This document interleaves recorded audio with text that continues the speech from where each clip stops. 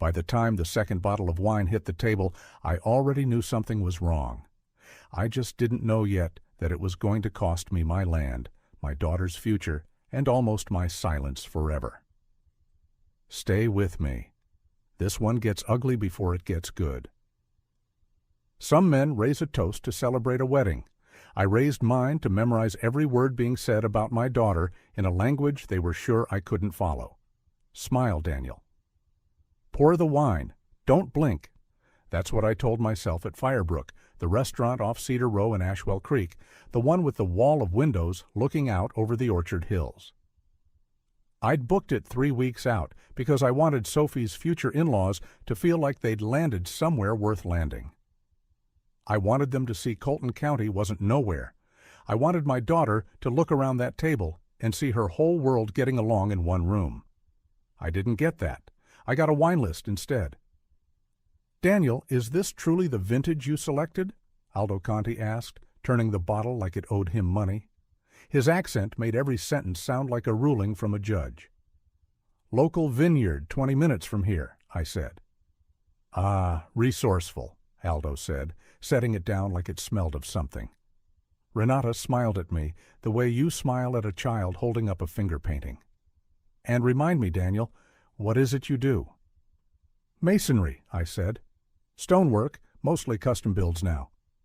"How practical," she said, already turning back to her glass. Practical, like I'd told her I collected bottle caps. I let it go. My daughter Sophie was laughing at something her fiancé Marcus had said, her hand tucked into his, and that alone was worth every backhanded compliment these two could serve me alongside a plate of ossobuco. I've slept in a work van between jobs. I know how to eat condescension with a smile. You learn to, for the people you love. What I didn't expect was for them to assume I couldn't hear the real thing underneath it. Here's what nobody at that table knew about me. Not Marcus, not his parents, not even Sophie, not really. Before I ever laid a single stone in Colton County, I spent 3 years working restoration crews outside Verona, learning Italian the only honest way, getting corrected by a foreman until every word stuck. I came home fluent, and then I came home quiet about it, because nobody on a job site needs to know you can conjugate a verb. It never mattered. Until the moment Aldo leaned toward his wife, laughed under his breath, and said something low in Italian. And Renata, thinking she was speaking behind a locked door, answered him in the same language. They thought I was furniture. I kept cutting my food, and I listened. They started with Sophie's dress. Renata called it carina, per essere qualcosa comprato online. Pretty for something bought online. Small, cruel, but small. The kind of thing you let slide if you have to. Then Aldo glanced toward the little gallery near the hostess stand, where Firebrook rotated photos of local craftsmen's work. And there, framed under glass, was a picture of a stone fireplace. My fireplace. The one I'd built for Sophie's first house, 4 months of hand-cut fieldstone from a torn-down barn foundation on our own property. She'd hung her horse ribbons on the mantel until she left for college. Aldo tilted his head at it and murmured, amused, "Probabilmente l'ha trovato in una discarica. Gli americani non hanno gusto." Probably found it at a dump. Americans have no taste. I set my fork down. Not hard. Just down. The kind of quiet that, if you knew me, meant something had shifted. She's talking about the fireplace I built for my little girl like it's trash I scraped off a curb. Nobody at the table noticed. Marcus was refilling his water. Sophie was smiling at her phone under the table. Renata took a slow, pleased sip of wine, like she'd just landed a punchline at a party where nobody spoke her language. Except I did. Aldo caught my eye, just testing, just a glance, checking whether the American had noticed anything. I smiled at him. Warm. Easy. "You know," I said in English, setting my napkin in my lap, "I've always thought the things people build with their own 2 hands say more about them than anything they could buy. Don't you agree, Aldo?" He blinked. "Of course." "Good," I said. "I'd hate for anyone at this table to think I don't know the difference between something cheap and something that lasts." I let that sit for exactly 2 seconds. Long enough? Not too long. You have no idea what you just said in front of me, and I'm not going to tell you. Not yet. That should have been the worst of it. It wasn't. 20 minutes later, dessert cleared, Renata leaned toward her own son. Not Aldo this time. Marcus. Le carte sono pronte? Are the papers ready? Marcus barely looked up from his espresso. La prossima settimana, credo. Next week, I think. I kept my face exactly where it was. Pleasant, interested in nothing but my coffee. Papers. What papers? Ready for what? I didn't get the rest of it that night. That came later, in pieces, the way these things always do. But I got a name. Halvern Trust. And I got a phrase from Aldo that turned my stomach worse than anything Renata had said about the fireplace. Suo padre è così disperato per approvazione. È patetico. Her father is so desperate for approval. It's pathetic. Then Marcus, my daughter's fiancé, the man who'd asked me for my blessing 4 months earlier with what I thought were real tears in his eyes, chuckled. Actually chuckled. È per questo che funziona, he said. That's why it works. Vuole così tanto che Sophie sia felice che firmerebbe qualsiasi cosa. Te l'avevo detto, è prevedibile. He wants Sophie happy so badly he'll sign anything. I told you, he's predictable. Then he turned right back on cue, English switching on like a light, and took Sophie's hand across the table. Having a good time, babe? The best, she said, and leaned over to kiss his cheek. He's not marrying my daughter. He's performing marrying my daughter. And I just watched the rehearsal. I wanted to stand up. Every part of me wanted to throw that napkin down and ask Aldo, in his own language, exactly what papers he was so eager to have ready. Don't. Not yet. Not here. Because here's the thing about being a father that you learn the hard way. If you blow up in a restaurant over something your daughter can't even hear, you're not the hero of that story. You're just the controlling dad who ruined her engagement dinner. Sophie would defend Marcus. She'd apologize to his parents on my behalf, and I would have handed them exactly what they wanted, a reason to paint me as the unreasonable one before this thing had even started. So I smiled. I paid the check, cash tip and all. I walked my daughter and her fiancé's parents out to the valet, shook Aldo's hand, and told Renata the evening had been wonderful. I meant every word, in a way she won't understand until it's far too late for her to do anything about it. I got in my truck and sat in the parking lot a long time before I turned the key. They think I'm a fool. They think this is already over. I thought about that fireplace, about 4 months of cutting stone by hand, called garbage by a woman who had no idea the man who built it was sitting 6 feet away, listening to every word. I thought about the word prevedibile, predictable, used about my own daughter, like she was a line item on somebody's balance sheet. And I made myself a promise right there in that parking lot, engine idling, hands on the wheel. I'm not going to say a word, not yet. But I am going to find out exactly what they think they're getting away with. And when I do, I'm going to make them explain it to me themselves, in whatever language they're most comfortable using. Sophie texted me before I even got in the door. Dad, thank you for tonight. It meant everything that you tried so hard with them. She has no idea what I heard tonight, and it's going to break her heart when she finds out. But it's going to break a lot cleaner than what they've got planned for her. I called an old friend that night, a man named Wes Calder, who'd left restoration work for corporate risk consulting, the kind of guy who knew people in Europe. It was almost midnight. He picked up on the third ring. Daniel, it's been years. Everything all right? No, I said. I need a favor, and I need you to be very good at what you do. Give them exactly what they expect, a grateful, clueless father-in-law who just wants his little girl happy. That became my job for the next 3 weeks. Not Mason, not father, actor. The next morning, I called Sophie before I'd even made coffee. Hey, sweetheart, why don't Aldo and Renata stay at the guest cottage for the week instead of driving back and forth from their hotel? Let them get a real feel for how we do things out here. A pause. Dad, are you sure? I know last night was a lot. More than you know. I want this family thing to work, I said, every word of it true, just not the way she thought. She got quiet, and I could hear the relief in it. That would mean so much. Thank you, Dad.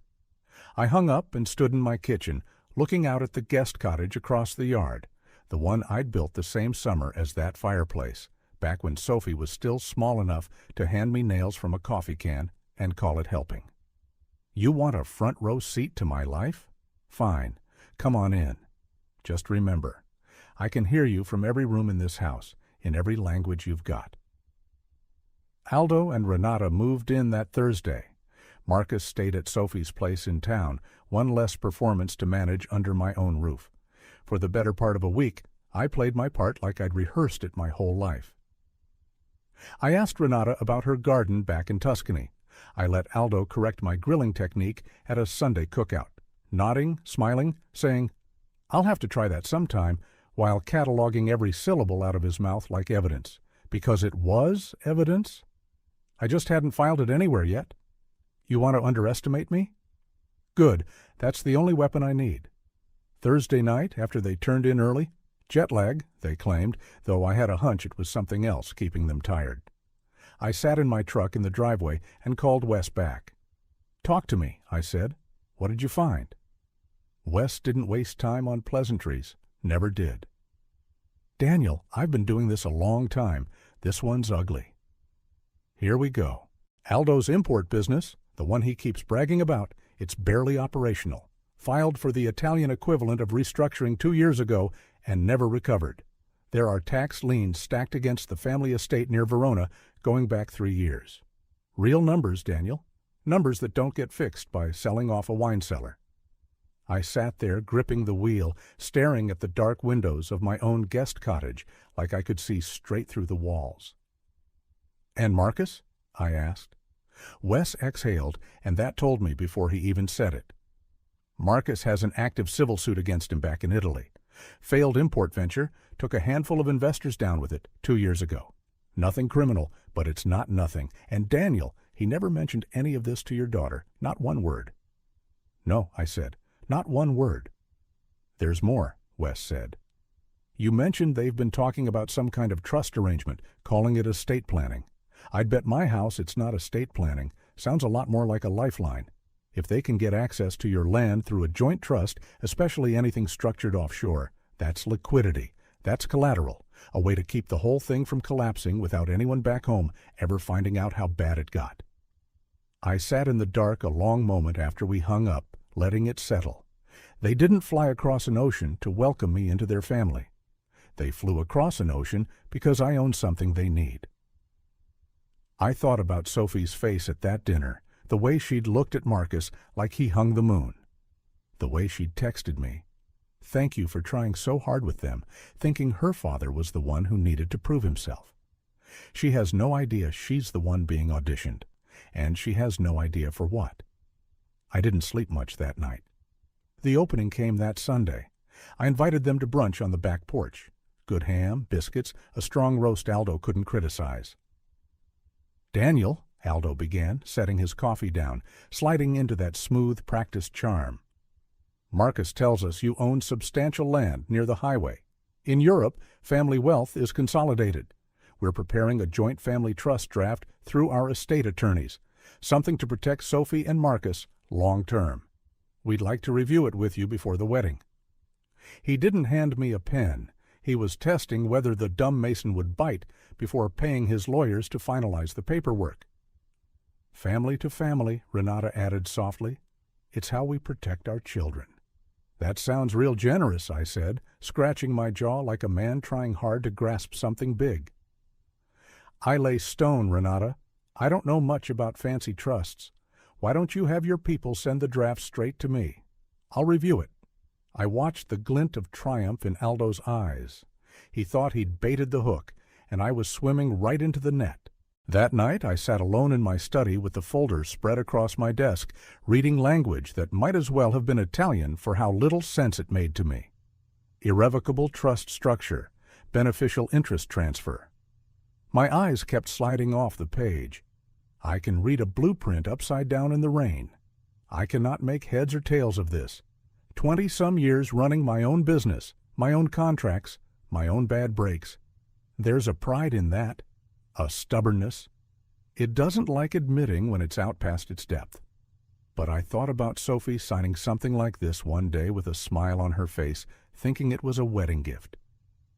I called my attorney, Ray Delgado, at 10 that night. "Ray, it's Daniel. Sorry for the hour." "Daniel calling after 9.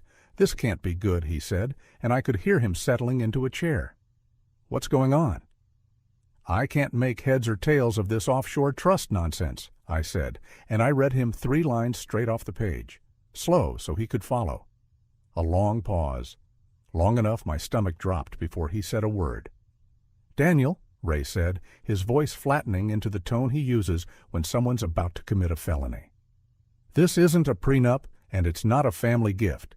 It's an offshore cross-collateralization agreement." I gripped the phone tighter. "Explain that in stonemason terms, Ray." "They've structured this so your commercial land acts as the primary loan guarantor for Aldo's Italian entity. If his business defaults, which the paperwork suggests it's about to, the offshore lenders get an immediate, unappealable lien against your property. You're not giving Sophie a trust fund, Daniel. You're signing a confession that makes your life's work pay off their foreign debts." I sat back. There it is. "I'm going to need everything you have," Ray said. "Every document, tonight, if you can." "You'll have it in 10 minutes, I said. I hung up and sat in the quiet of my study, and something in my chest went very, very still. They weren't trying to marry into my family. They were trying to buy it, and they were going to use my own daughter's wedding day to do it. I thought about the fireplace again, about he's predictable, and her father is so desperate for approval, and every small cruelty they'd let slip in a language they thought was a locked door. "You didn't outsmart me. You just underestimated the wrong father." I didn't feel the hot kind of angry anymore. What settled into me that night was colder, steadier. I'm not a mastermind. I'm just a man who knows when to ask for help, and I've got help now. The next morning I found Aldo on the back porch with his coffee, looking out over my property like a man surveying land he already considered half his. "Not yet, Aldo. Not ever, actually. But you don't know that yet." "Morning," I said, sitting across from him. "I read through that folder last night." He set his cup down, attentive, that same practiced warmth sliding onto his face. "Honestly, it's a lot," I said, running a hand through my hair like a man genuinely overwhelmed. "This sounds wonderful for Sophie. I really do believe that. But I want to do this right. Let me have my own attorney draft a clean, updated master contract, something simple, something everyone can understand, and we sign it together, all of us, at the rehearsal dinner in front of the whole family." I watched it land on his face, surprise quickly smoothed into delight. "That's a wonderful idea, Daniel," Aldo said, and I'd have believed every word of it if I hadn't heard what I'd heard a week earlier. A signing in front of everyone. Very meaningful. You have no idea how meaningful. Renata came out just then, drawn by the warmth in her husband's voice, and when Aldo told her the plan, she clasped her hands together. "Oh, Daniel, this means so much to us." "It means a lot to me, too," I said. And that part, at least, was true. They believed it. I could see the quiet, private triumph on both their faces. 2 people who thought they'd successfully played the fool into signing away his own future. Let them believe it. Let them pour themselves another glass of my wine and toast to it tonight. It's the last thing they're going to get to celebrate at my expense. The days between that porch conversation and the rehearsal dinner moved slow and fast all at once. Ray worked with me every evening, building the real story into something clean and undeniable. The tax lands, the lawsuit, the exact language buried in that trust that would have handed my land to a man across an ocean. Wes sent documentation, translated, notarized, airtight, and every day I still smiled across the table at Aldo. Still let Renata correct the way I pronounced bruschetta. Still let Marcus shake my hand and call me Pop, with that easy grin, like we were already family, like he hadn't sat at a table 2 weeks earlier and called my daughter predictable to his own parents. Keep smiling, Marcus. You've got no idea what's waiting for you. Sophie floated through those 2 weeks happier than I'd seen her in years, picking her rehearsal dinner dress, texting me centerpiece photos like my opinion on florals had ever mattered to anyone. Dad, what do you think? White roses or the wildflower mix? I stared at that text a long time before answering. Wildflowers. Because in about a week, sweetheart, I'm going to hand you back a life that's actually yours. And I want it to look like something that grew here, not something imported. Wildflowers, I texted back. Always. The rehearsal dinner was set for Saturday. String lights ordered. The good china out. Aldo and Renata sipping champagne on my dime, believing with everything in them that this was the night they finally won. Let them believe it. Let them raise their glasses. I've got a toast of my own coming. The string lights went up across the back patio that Saturday evening, threading through the old oaks I'd planted the year Sophie was born. Long tables, white linen, mason jars stuffed with black-eyed Susans and Queen Anne's lace, exactly the way Sophie wanted. 40 of our closest people, laughing, passing plates down the table like it was any other summer gathering. Except it wasn't, and I was the only one at that party who knew it. Aldo and Renata held court near the head of the table, champagne flutes in hand. My champagne from a case I'd bought specifically for this night, though not for the reason they thought. 2 more hours, Aldo. Enjoy the view. Ray was there, too, off to the side in a blazer, nursing a club soda, looking every bit like a family friend, and nothing like the man holding a folder in his car that was about to end 2 people's entire plan. He caught my eye once. The smallest nod. Ready when you are. I looked at Sophie, laughing with her college roommates near the dessert table, happier than I'd seen her in longer than I could remember. I'm sorry, sweetheart. I'm about to break your heart tonight, but I'd rather break it now than watch them break it slowly for the rest of your life, one lie at a time. I picked up my glass, tapped it once with my ring. Conversations dropped off one by one until the only sound left was crickets in the tree line. If everybody could give me just a minute, I said, standing. I don't love speeches, but my daughter's getting married in 2 weeks, and I've spent every day since she was born trying to give her a life where she never has to wonder if somebody's telling her the truth. I turned toward Aldo and Renata, raised my glass slightly. I want to thank Aldo and Renata for coming all this way to be part of this family. That's not a small thing. The pleasure is entirely ours, Daniel, Aldo said, gracious, practiced. I'm sure it is, I said. Something in my tone must have caught, because Renata's smile flickered at the edges, the way you notice a draft under a door you thought was sealed. Since our guests traveled all the way from Verona, I said, turning to face the whole table, I thought it only right to honor them in their own language, especially since they've spent the last 3 weeks assuming I couldn't understand a single word of it. I looked at Aldo. The color drained from his face. I switched into Italian, the accent I'd buried for years coming out sharp and effortless. Aldo's glass froze halfway to his mouth. Renata went rigid. For 3 weeks, I said, my voice cutting through the quiet. You spoke of my daughter like a business transaction. You laughed at my work, insulted my home, and called her predictable while plotting to take my land. Marcus scrambled in his chair. Daniel, stop! Shut up, Marcus, I said, cold as steel. Then, back to Italian, quoting his own words back at him from that first dinner. Then, English again. I heard every single word. 40 faces turned, first toward Aldo and Renata, then toward me, then slowly toward Sophie, whose face had gone from confusion to something else entirely. Something breaking. Dad, she started. What? I'm sorry, sweetheart, I said, and I meant it more than I'd meant anything in a long time. I didn't want you to find out like this, but I couldn't let you find out after the wedding either. I laid the folder open on the table. 2 weeks ago, Aldo and Renata asked me to sign a family trust. A gift, they called it. What it actually was a transfer of my land into an offshore holding entity controlled entirely by Aldo Conti. gasps down the table. Aldo's company back in Italy is a shell. It's been collapsing for 2 years. There are tax liens against his estate going back further than that. And Marcus, I looked at him now, steady, no anger in my voice, just fact after fact, has an active civil lawsuit against him for a failed business deal he never once mentioned to the woman he's supposed to marry. That's not, Marcus started, half rising. I'm not finished, I said, and something in my voice made him sit back down.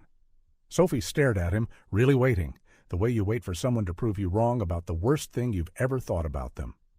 You called me cheap, she said finally, her voice calmer than I expected, colder than I'd ever heard from her. You laughed about my father's house. You made me a pawn in your family's scheme. She pulled the ring off her finger, slow, deliberate, and set it on his plate.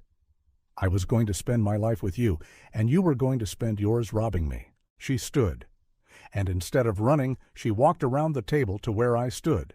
She didn't hide behind me. She stood beside me, shoulder to shoulder. That's my girl. I handed Aldo a second document, not the trust this time. An itemized invoice for every expense your family's accrued during your stay in my guest house, and a formal notice you'll need to vacate by tomorrow morning. Daniel, surely we can discuss. Aldo's voice had gone thin. We discussed plenty, I said. In 2 languages, apparently. I just didn't join in until now.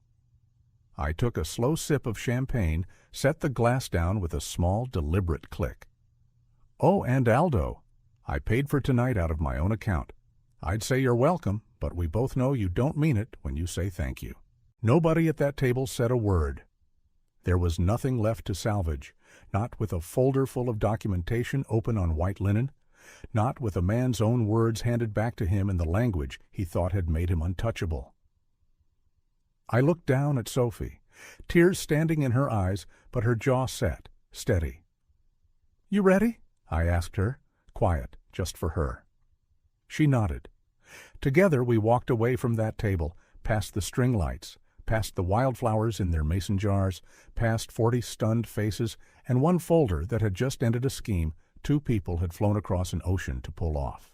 Behind us, Renata's voice cracked, high and desperate, calling words I didn't bother turning to catch, in English or Italian. It didn't matter anymore. I'd heard everything I needed to hear from that family the first night over osso buco, thinking I couldn't understand a word of it. Sophie slipped her hand into mine as we walked toward the house, the same way she used to when she was small enough to hand me nails from a coffee can and call it helping. Thank you, Dad, she said quietly, for hearing what I couldn't. Always, sweetheart, I said, every single word.